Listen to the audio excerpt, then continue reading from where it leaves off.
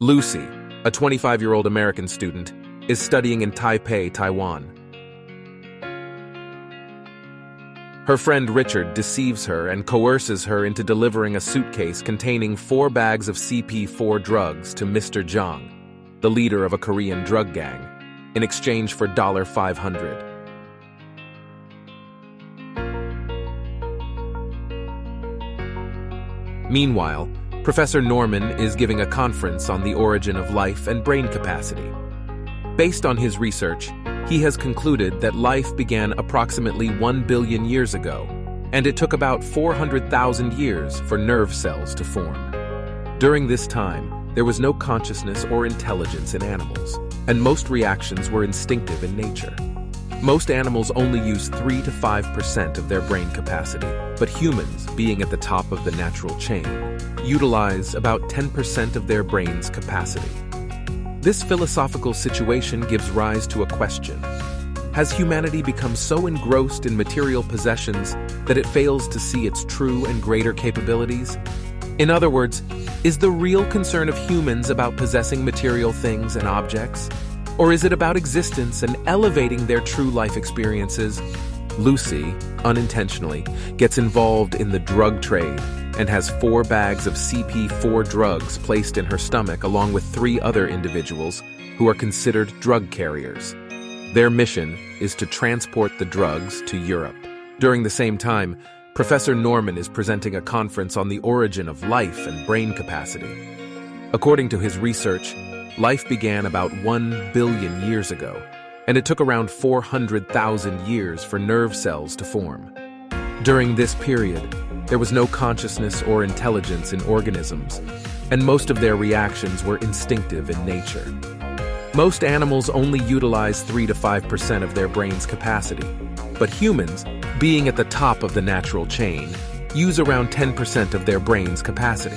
Throughout the story, Lucy is temporarily held in a Taiwanese prison awaiting transportation to Europe. However, when attacked by several guards, one of them strikes her abdomen, causing the drug package to rupture and enter Lucy's body, resulting in strange reactions. In this part of the story, the professor explains that if a human uses 20% of their brain capacity, they can control their body. However, if they use 40% of their brain capacity, they can control other humans. The story returns to Lucy, who is still imprisoned. One of the guards approaches her with the intention to harm her, but Lucy exhibits extraordinary strength and fights back, managing to escape. During her escape, Lucy kills some of the guards with the weapons she has obtained and sustains injuries herself. With the weapons she acquired, Lucy leaves the prison and threatens a driver to take her to the hospital. During this time, she possesses the ability to hear all sounds and learns the languages of the people around her. After entering an operating room, Lucy looks at the radiology image of a patient on the bed and shoots them with an arrow. She asks the doctor to remove the drugs from her body. Overall, this story is full of strange and imaginative events and seems to belong to the realm of science fiction. The story continues as, after the surgery performed by the doctor, Lucy tells her mother that she can feel everything, including space, air, waves, people, gravity, the Earth's rotation, the blood in her veins, her brain, and even her deep memories and past experiences. She tells her mother that she loves her because of the thousands of kisses she received on her cheeks. The mother reciprocates her love and says that she loves her more than anything in the world. The doctor successfully removes the package of drugs from Lucy's body. At this stage, the doctor explains that CP4 is a substance produced in the 6th week of pregnancy in pregnant women, and it has a force similar to the force of an atomic bomb, providing strength to the fetus to form all its bones. Lucy is discharged from the hospital, and her perception has changed. She sees the essence of trees with roots in the ground and waves in motion. Lucy takes herself to Zhang's location, and after killing all the agents,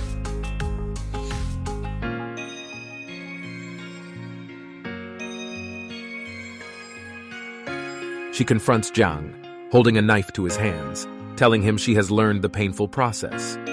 Previously, she used to care about who she was and what she wanted to become. But now, with access to the deeper layers of her brain, She realizes that everything that makes us who we are is just instincts, like the pain she is experiencing. The pain keeps her from having deep insight. Lucy was after the remaining 3 individuals who had the drugs in their stomachs. She puts her hands on Jiang's forehead and begins to read his brain, retrieving information that one of them was supposed to go to Berlin, another to Paris, and the last one to Rome. Meanwhile, the professor stays in a hotel in Paris.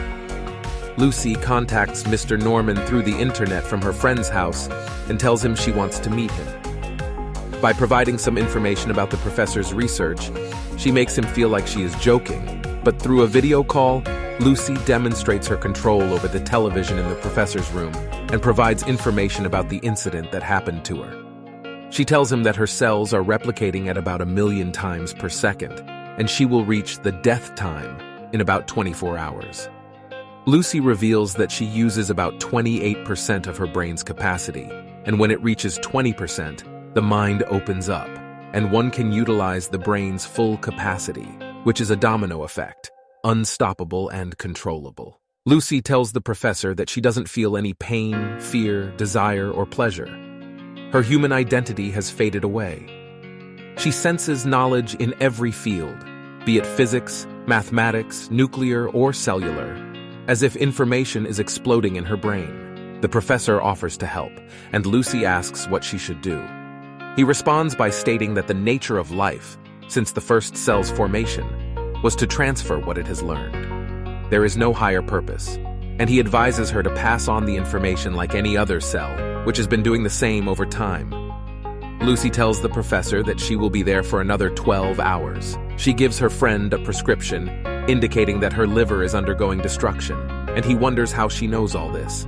The police are after her everywhere. Lucy changes her appearance and hair. She contacts the Taiwan police and provides them with information about the drug group, offering to cooperate with them. By giving them strange and unusual information, she captures the police's attention. Lucy asks the police to retrieve the drugs from the 3 individuals who are entering Europe. In addition to her extraordinary abilities, she can communicate with animals. She calms down a dog that was barking at her with her eyes. In this way, the first person is arrested in Berlin, the second in France, and the third in Rome. Lucy uses a computer incredibly on the plane to France, even predicting the guest's brain hemorrhage before it happens. She realizes her teeth are falling out, and her cells are choosing immortality. She goes to a restroom, where all her cells are disintegrating. She consumes some substances and partly prevents it. When she regains consciousness, she finds herself in a hospital in Paris, where the police are present as well. Lucy seizes the packages from a police officer and tells them to give them to her. They get into a police car and hit the road. Lucy, by hacking into mobile waves around her, learns that the traffickers are heading for the 3 individuals who have been arrested to retrieve the drugs from them. She suggests driving, for the first time, to the police.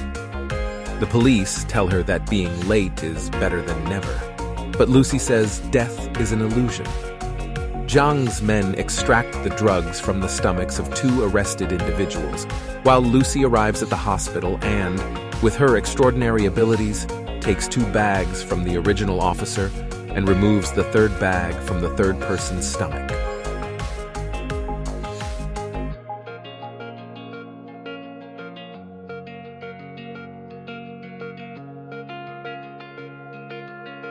She leaves the place with the police, and Jiang chases them. She contacts Professor Norman and, surprisingly, finds his location, paying him a visit. The professor had gathered some of his friends to meet Lucy.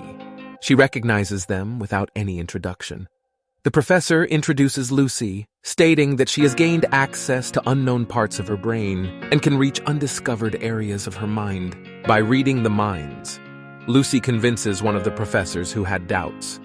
Lucy asks the police to protect the place as the traffickers are coming, stating that she needs to concentrate. Scientists start interviewing Lucy, asking about the phenomenon's process, and she responds, "Due to the electric impulses, cells with information are in communication with other cells, and thousands of codes change every second. Cells form a large network together, leading to the existence and shape of matter. they disintegrate and form again. Human beings always consider themselves unique and build theories based on this assumption. For instance, we consider 1 plus 1 to be 2, but it's not accurate, and social systems are based on this fallacy. 1 plus 1 becomes 2, but it's never just 2. Lucy emphasizes that there is no number or letter. We created scales to forget the existence of immeasurable scales. The professor asks, if humans are not a measure and don't follow mathematical rules, then what does she suggest? Lucy replies, imagine a car moving on a road. If we increase the film's speed infinitely, there will be no car. Time is the only measure. Time is the reason for the existence of matter. Without time, we don't exist. The police cannot apprehend the traffickers, and Lucy says it's time to leave. By injecting all the drugs into her body through an IV, she intends to apply pressure to the cells resisting unity and divide them, allowing her to access the cell nuclei. Professor says that humanity does not have the capacity for all this knowledge and information and is not ready for it. The nature of humans, along with their selfishness, can lead to instability and chaos. Lucy responds, saying that the reason for chaos is not knowledge, but ignorance. Lucy says she will build a computer and store the information in it. The professor hopes that this sacrifice will be worthwhile. Lucy's body seeks energy and matter, and by connecting to her university's computers, she expands herself and creates a new generation of computers. Zhang enters Lucy's room. In this state, Lucy travels through time. Time is in her hands, and she goes back to ancient times, encountering Native Americans and dinosaurs. She meets Lucy, who was one of the early humans, and establishes a connection with her. Lucy also travels to times before the existence of life, witnessing even the Big Bang, the first moment of existence. Zhang approaches Lucy as she uses 100% of her brain, and her body starts to disintegrate. The police shoot Zhang, who is moving towards the professors. All the information of existence is transferred in the form of a flash drive by the new generation supercomputer to the professor.